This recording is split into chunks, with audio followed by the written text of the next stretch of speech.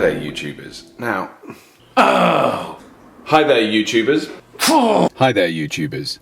And what's happening now is YouTubers. It's all very difficult. Good morning, YouTubers. Well, it is good morning for me, anyway.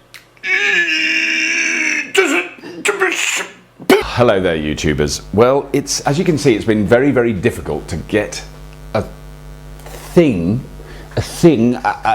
YouTube piece that I'm satisfied with. I'm really frustrated. I've done about 40 recordings on my groovy new camera.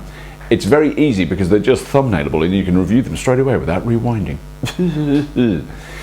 It's very interesting because you get the new groovy technology and then that works. That's fine. There's no problem with the fucking technology. What's up here? So it's been very frustrating. I've started all these things. I've been on walks. I've done all my YouTube philosophizing and it's all bollocks. It's all shite. But I think a lot of my creative oomph is going into the book I'm writing at the moment, and that's sort of not leaving much room to do clever, waffly, rambling bollocks on YouTube. Not that it was ever clever, but I did come across one thing which has really inspired me, and it's been marvellous, and it's marvellous to be inspired by something. It's not a poem, don't worry. It's a thing I got. It's one of those email-y things. They're so annoying. Most of them are so annoying. It's the only one that I've ever had that's really good. I quite like some of them that people send you photographs, you know, of silly road signs or the Husband of the Year award. That was quite amusing. But this is old, so some of you know it, but I bet not all of you do. It's the whole world is 100 people. Do you remember that? That was an email thing that went around. The whole world as 100 people. Let me explain what it is for those that don't know. If we could shrink the Earth's population to a village of 100 people with all the existing human ratios intact, it would look like this. So imagine the entire population of the world shrunk down in proportion to the way it is split up now to a village of 100 people. In that village there would be 57 Asians and 21 Europeans. There would be 14 people from the Western Hemisphere. Now I assume that means like Western Europe and the United States and North America, I suppose, and Canada. Does it? I guess that's what that means. And there would be 8 Africans. I thought there'd be more Africans than that. No, there's only 8 Africans. 52 of the 52 people in the entire village would be female, and 48 would be male, which means, guys, be picky. Yeah, don't settle for the second best. Go for broke. You know, what's the point of, and ladies, make do with what you've got because you haven't got much choice.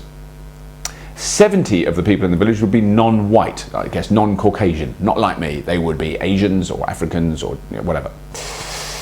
30 out of the village would be Christian. 70 would be non-Christian. I'm amazed at that. I didn't think there was that many Christians. I thought that's exactly sort of the opposite. I didn't realise there was more women than men, but I did know. I thought there'd be less Christians. I'd say Christians about 15. I think in this country, practicing Christians, it's about 1.5%. I think people go to church so we're not very good at that. 89 of the members of the village would be heterosexual. That means a lady that sleeps with a man and a man that sleeps with a lady. 11 would be gay. 11 of them would be gay. Now, they're not all gay men, let's be honest.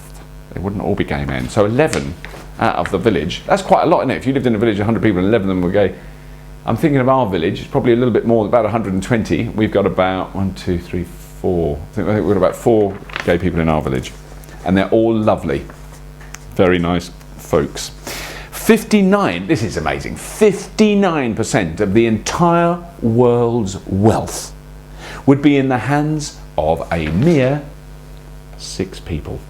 And do you know what? All 6 of those would be citizens of the United States of America.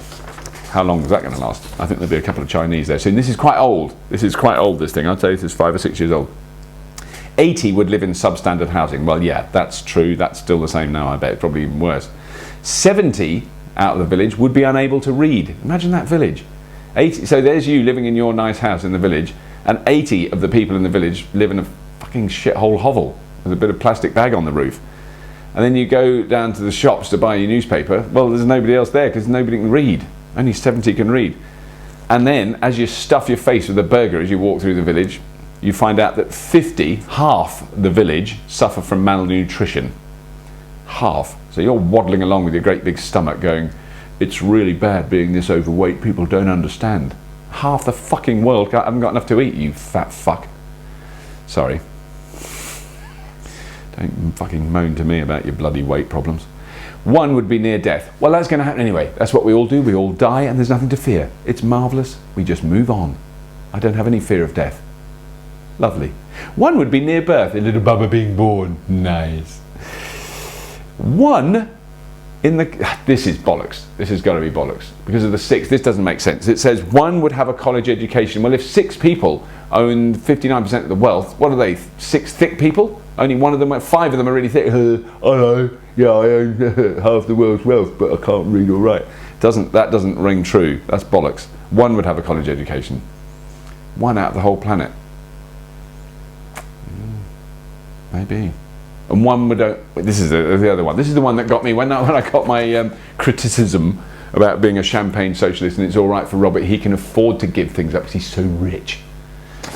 If you only knew the fucking half of it. Jesus Christ.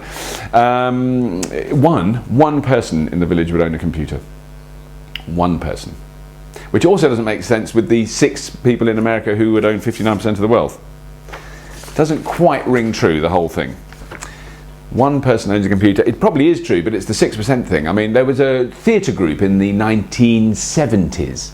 Way back then, before you were born, in the 1970s, it was called 784. It was a lefty theatre group. Right on, power to the people. Lefty theatre group, and it was just called 7.84. What did that mean? Well, it meant that 7% of the world's population owned and controlled 84% of the wealth. Is 784 worse than 659? I don't know. Anyway, so that is a bit more interesting, and that's made me think, because I'm writing about guilt, shame, class, poverty, wealth, the world. Ooh, it's all so interesting. And it possibly is a thing to do with the medium, isn't it? Have you heard of Marshall McLuhan? Yes, Marshall McLuhan. He was a sort of old lecturing philosophy, fuck knows what he did. He was in one of the Woody Allen movies. He was in a Woody Allen movie for a moment. Marshall McLuhan said, the medium is the message. And when I was about 15, I read that and went, what's that mean? And I don't really know what it means now, even though I'm very old. What I think it means is, there are some, to me, what it means to me is there's some things I can say in front of a camera, and there's some things I can say when I tippy tap on a keyboard, and there's some things I could better say with a picture. And I think that's the interesting thing. There's some, those different methods of communication, and in a sense, the medium that you're using to communicate is part of the message. And this is a visual medium, and if you just sit still in front of a fucking black backdrop yabbering, it's quite dull. So I shall try and do something a bit more imaginative in future. If you have been, thank you for watching.